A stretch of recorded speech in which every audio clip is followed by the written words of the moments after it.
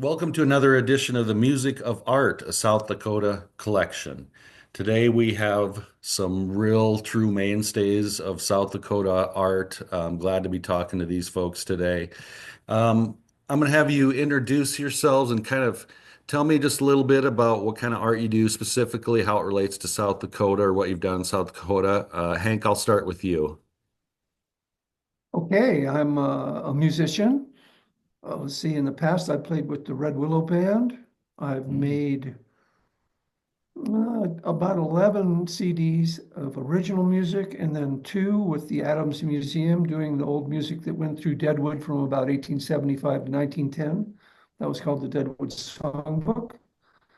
And I continue playing and writing and recording and doing fun projects like this. Wonderful. Dale?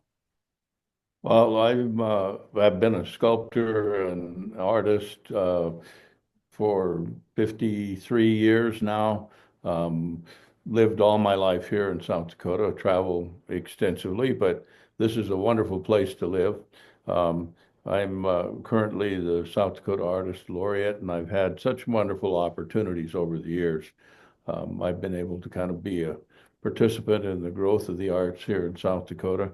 Um, Most notable works here in South Dakota are Dignity of Earth and Sky and the Arc of Dreams, and I've got about 70 public works scattered all over the nation. Wonderful. And to our viewers, side note, Dale was kind of the inspiration for this little project. He came and spoke to our son and other high schoolers, and he gave a really good talk. And we went home and wrote a little music. And I thought, wow, I wonder what other artists get inspired by other South Dakota artists. So that was kind of the germination of this whole project. So, Hank, why did you choose Dale's work, or what inspired you to pick that piece, and how did you come about with a song based on that? Well, when you first approached me to try to write a song about some sort of art in South Dakota, I thought, well, there's dignity. I love that thing. Pretty much anytime I go across the state, I stop and take pictures and hope that there's some interesting clouds to go along with it, or ducks flying by, sunset happening, whatever it might be. And I thought, well, I'll choose that one before somebody else does. It seemed like an obvious one that maybe somebody else would gravitate towards too. So once I did that, then I'm in a book club, and a friend of mine, Pat Wiss, was the Mhm. landscape guy for the project. Mhm. So I got stories from him about the progress of the project, and just some insights to be able to tell a story instead of just going, well, she's beautiful and it's a great piece of art. So I had a little story to work with. So that helped a lot. Dale, Yeah, yeah. what was Pat your, knows. go ahead. Pardon? Oh, Well, Pat Wiss knows about the project right Yeah. from the very beginning. He's been involved with the gentleman who was the sponsor of the project, Norm McKee. And just And as a coincidence, yeah. I live about a half a mile from Hmm. from where Norm lived. So I kind of knew him a little bit too. Hmm. Yeah, he's a successful businessman in Rapid City and very philanthropic and really quite innovative in his thinking. Dale, I don't, maybe you've had so many works, maybe you've had other songs inspired by your works, but what was your reaction when you heard Hank's piece? Well, I was very honored to have a musician of Hank's caliber do this. It's something that no, I can't say that I've ever heard.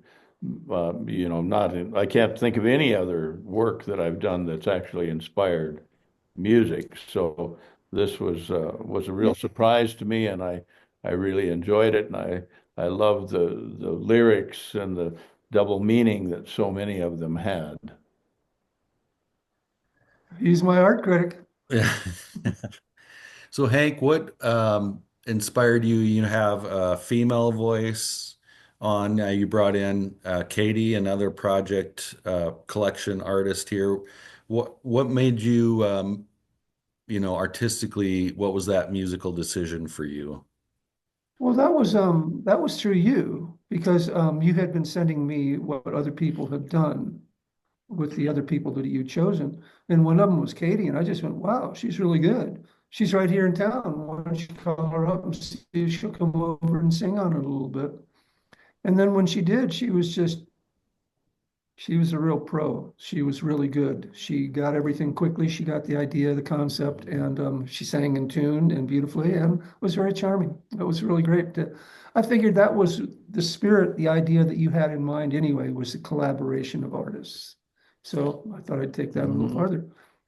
And there's so many similar considerations in whether it's music or sculptural form. I mean, we think about such similar aspects. We might use slightly different names, but it's all about the rhythm of the piece, and it's about the what you place an accent upon, and in the sculptural realm, I think of shadowing. You have some things move forward and some back, and music is certainly a Yep, similar thing. So I mean, we have the same kind of aesthetic considerations, just in a different media. right. No, I think because I do a lot of photography. Mm-hmm. And Mm-hmm. composition with songs and Yeah. composing a Right. picture are not that, the concepts Right. aren't that different. Mm-hmm. And whatever the idea is, or if you see something visually that you like, it's like, you got to do it now. It's not going to wait. Mm-hmm. It's not going to be there later. If you think it's going to be there later, it won't be. So you got to, it's interesting, but yeah, they do cross pollinate, whether it be sculpture, Mm-hmm. painting, Mm-hmm. photography, or music. Absolutely. Yeah. So Hank, I've asked a few of the other artists, did you start with your story first? Did you start with music, or how did you begin your piece? Actually, I don't even remember. I think I started getting I usually I'll get some ideas musically first, the basic chord progression. Gotcha. And then I started to use the little story that Pat had told me and try to work that in there somehow. And then as I talked to Dale later, I found a few things that I was getting kind of wrong, so I was able to correct that. So he wouldn't be embarrassed and I wouldn't be incorrect, as far as what we were talking about. Mm-hmm. And the story being is that the first time the big wind came up off of the Missouri, Dale had made his quilt so the little triangles Yeah, would the flutter in the diamonds wind. would move.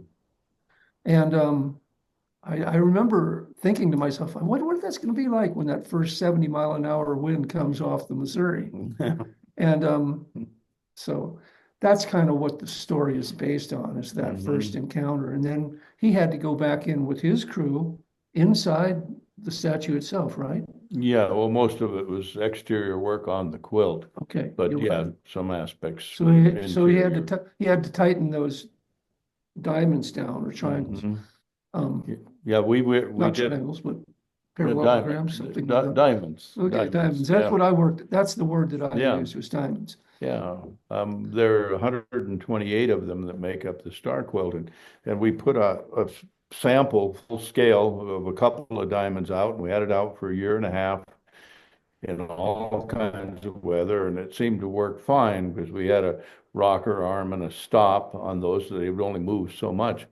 And what I didn't anticipate is having 128 of them drumming in the wind at 70, 80 miles an hour. And I could tell that it was just too much. I mean, it was too much sound. It was ultimately going to cause metal fatigue in some parts and really tear things up. So we had to come back in and stop some of that movement. And now they just tremble a little bit in an 80-mile-an-hour wind.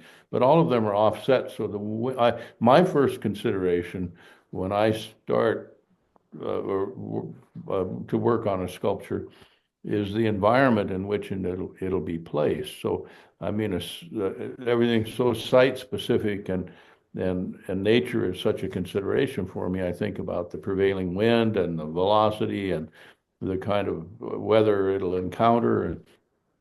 and I have to take that into consideration. So that determines, in this case, in Dignity's case, it determines the sweep of her dress, and I tried to make things so that there would be less wind resistance, that could literally integrate with the environment and have the wind and the light move right through the piece, as opposed to standing in opposition of it. And I thought that was a good metaphor as well to for the culture, that it was always in harmony with the environment as opposed to kind of standing in opposition in any way. Um, so those things are considerations and really determine some aspects of the design for me. So I have Nice. one last question, and for each of you, Dale, I'll start with you. Um, you both have done so much great art in your respective areas. Dale, you have some iconic pieces here in South Dakota.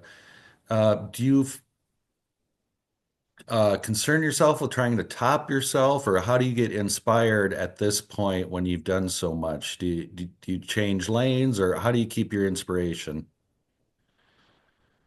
Well, I mean, I don't think much about the ultimate consequence of what I'm doing. I just try to do a really good job and I always reach for my highest vision. I mean, it'll start out as something, and then you keep refining and keep thinking it through and keep reaching for that highest vision. I never try to settle for something that's just adequate or pleasing to a client, or I want to see what I can make of that. I want to see how far I can go with that. And the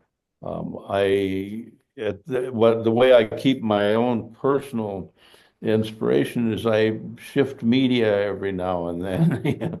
I mean, I started out doing these wood assemblage pieces years ago, and then started to combine landscape with it, and pretty soon the landscape became more interesting, and then those became such big expeditions to accomplish that I wanted something more immediate, and got into working with clay and cast bronze, and those got to be of life-size scale, and then had opportunities to make something bigger than life, and realized I couldn't do it in bronze, so I started into fabrication with stainless steel, and then I did a number of years like Dignity, but then I also love stone, and so I began to combine stone and stainless steel and became more abstract, and that's kind of my current enthusiasm is working with stone and stainless steel, and creating work that's quite abstract, because the considerations are the same. I'm just not having to deal with the human form. What about Yeah, you, what Hank? he's You've written hundreds of yeah. songs with 8 notes, basically, when you think Yeah. about it. How do you keep your inspiration going and challenge yourself, Hank? Dale and I were talking about that a little bit earlier, how for what we're doing artistically, we need to continue being curious. Mm-hmm. And like he says, switching forms, and it's like I don't want to write in just one form. I kind of try to draw from things in nature that I hear and see, and also from other people, but also just um, try to be open. Just try to be open, and Mm-hmm. sometimes I'll go out. I do a lot of photography too, and I'm looking for pictures. And that particular day, I'm just not seeing it. You Mm-hmm. know. Mm-hmm. And then other days, it's like I walk 10 feet and I'm seeing 6 pictures every step I take. So it's just trying to keep yourself open and keep moving towards, like he says, try to find your highest vision of whatever it is, and just keep moving. I've always got three or Yeah. four songs going at one time, Mm-hmm. and Mm-hmm. sometimes they come together quickly, but a lot of times they take a while, and you just kind of I'm lucky that I have something to move towards.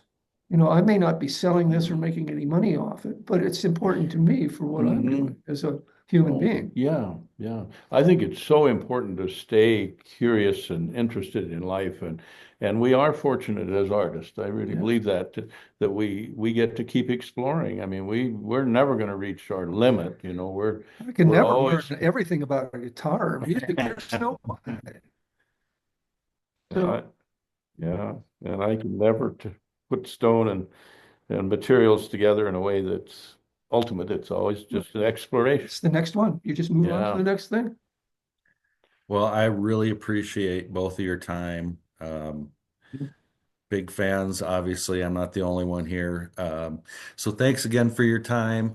For Well, you thank watching you. the video, if you look in the description, you'll see the link to the actual video of the song by Hank Harris, inspired by Dale Lamphere. Thank you very much.